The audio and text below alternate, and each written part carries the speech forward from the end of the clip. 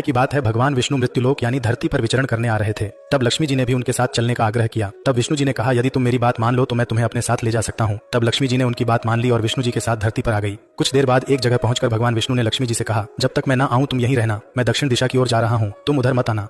विष्णु जी के जाने पर लक्ष्मी जी ने सोचा कि आखिर दक्षिण दिशा में ऐसा क्या है जो मुझे वहां जाने से मना किया गया है, और स्वयं भगवान वहां चले गए।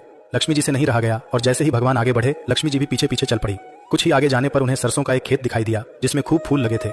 सरसों की शोभा देखकर वह मंत्रमुग्ध हो गई और फूल तोड़कर अपना श्रृंगार करने लगी। आगे बढ़ी तो उन्हें एक गन्ने का खेत दिखा। लक्ष्मी जी ने गन्ने तोड़े और उसका रस चूसने लगी। उसी क्षण भगवान विष्णु जी वहां आ गए और उन्होंने लक्ष्मी जी को देखकर उनसे नाराज होकर उन्हें श्राप दे दिया कि मैंने तुम्हें इधर आने को मना किया था, पर तुम नहीं मानी और किसान की चोरी का अपराध कर बैठी। अब तुम इस अपराध के बदले किसान की 12 वर्ष तक सेवा करो। ऐसा कहकर भगवान उन्हें छोड़कर क्षीर सागर चले गए। तब लक्ष्मी जी उस गरीब किसान के घर रहने लगी। एक दिन लक्ष्मी जी ने उस किसान की पत्नी से कहा कि तुम स्नान करके पहले मेरी बनाई गई इस देवी लक्ष्मी की मूर्ति का पूजन करो और फिर रसोई बनाना, तब तुम इनसे जो मांगोगी वो तुम्हें मिल जाएगा। किसान की पत्नी ने ऐसा ही किया। पूजा के प्रभाव और लक्ष्मी जी की कृपा से किसान का घर दूसरे ही दिन से अन्न, धन, रत्न, स्वर्ण आदि से भर गया। लक्ष्मी जी ने किसान को धन धान्य से पूर्ण कर दिया। किसान के 12 वर्ष बड़े आनंद से कट गए। फिर 12 वर्ष के बाद लक्ष्मी जी जाने को तैयार हुई। विष्णु जी लक्ष्मी जी को लेने आए तो किसान ने उन्हें भेजने से इनकार कर दिया। तब भगवान ने किसान से कहा कि इन्हें कौन जाने देता है, यह तो चंचला है, कहीं भी नहीं ठहरती, इनको बड़े बड़े नहीं रोक सके। इनको मेरा श्राप था, इसलिए 12 वर्ष से तुम्हारी सेवा कर रही थी। तुम्हारी 12 वर्ष सेवा का समय पूरा हो चुका है। किसान हठपूर्वक बोला कि नहीं, अब मैं लक्ष्मी जी को जाने नहीं दूंगा। तब लक्ष्मी जी ने कहा, हे किसान, तुम मुझे रोकना चाहते हो तो जैसा मैं कहूँ वैसा करो।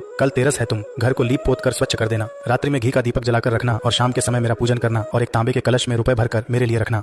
मैं उस कलश में निवास करूंगी, किंतु पूजा के समय मैं तुम्हें दिखाई नहीं दूंगी। इस एक दिन की पूजा से पूरे वर्ष तुम्हारे घर से मैं नहीं जाऊंगी।